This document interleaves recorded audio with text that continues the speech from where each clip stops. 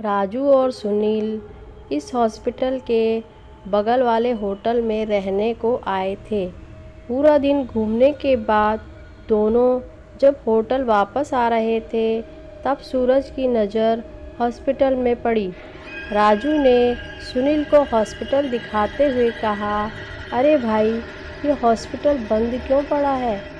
ऐसा लग रहा है जैसे कई सालों से ये बंद पड़ा हो। राजू की बात सुनकर सुनील बोलता है, मुझे क्या पता भाई, मैं भी तेरे साथ यहाँ पहली बार आया हूँ। यही सब बातें करते हुए दोनों अपने होटल में पहुँच जाते हैं। वहाँ पहुँचते ही राजू होटल के एक आदमी से पूछता है, अरे भैया, वो होटल का बगल वाला हॉस्पिटल बंद क्यों पड़ा है? सूरज की बात सुनकर वो आदमी बोलता है, क्योंकि वो एक भूतिया हॉस्पिटल है। उस आदमी की बात सुनकर राजू बोलता है, अरे भाई जी, मजाक मत करो, और कुछ सही में पता हो तो बोलो। सूरज की ऐसी बातें सुनकर वो आदमी इस बार थोड़ा दांत पीसते हुए बोला, अगर मेरी बातों पर विश्वास नहीं है तो खुद ही जाकर देख लो। इतना बोलकर वो आदमी वहाँ से चला जाता है। उसके जाते ही सुनील राजू से बोलता है, अरे तू भी कहाँ इस पागल की बातों में आ रहा है? पर राजू तो जैसे अब उस हॉस्पिटल में जाने का मन बना बैठा था।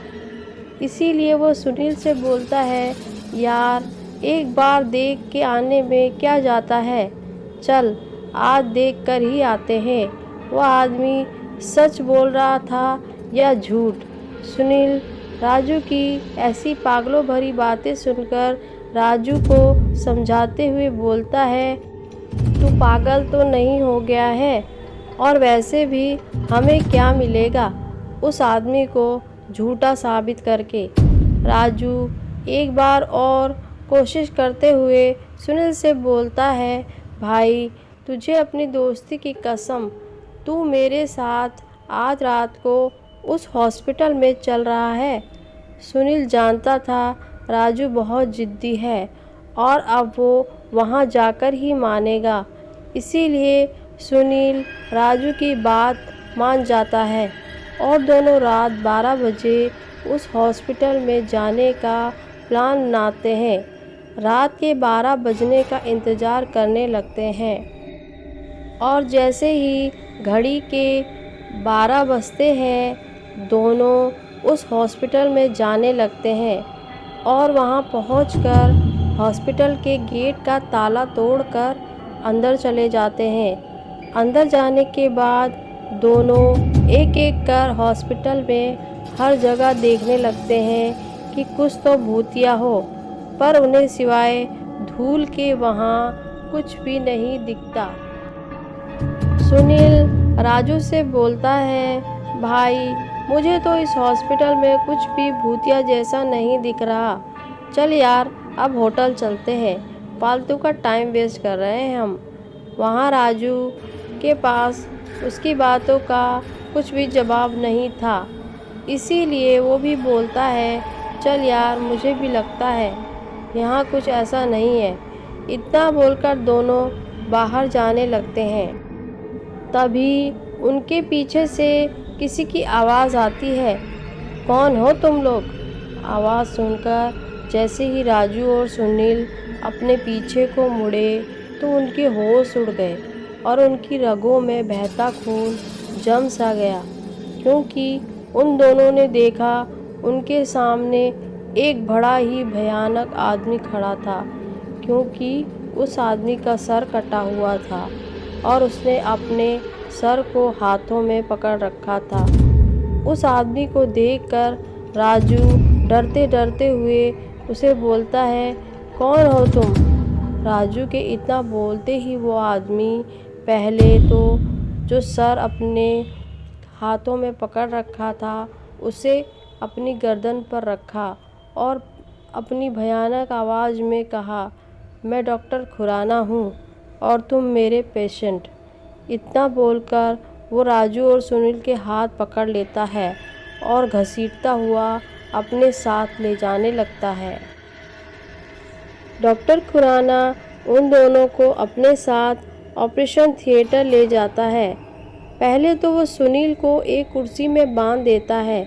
उसके बाद राजू को ऑपरेशन थिएटर के बेड पर लेटा देता है और कैंची से उसका पैर काटने लगता है और काटते काटते राजू के दोनों पैर लगा कर रख देता है। राजू दर्द से तड़प और चिल्लाए जा रहा था। उस खुराना पर उसका कोई भी असर नहीं हो रहा था। तभी सुनील के हाथों में बंधी रस्सियां अपने आप खुल जाती हैं और सुनील जिस कुर्सी से बांधा था उसको उठाकर डॉक्टर खुराना के सर में मार देता है। कुर्सी डॉक्टर खुराना के सर पर लगते ही उसका सिर नीचे गिर जाता है।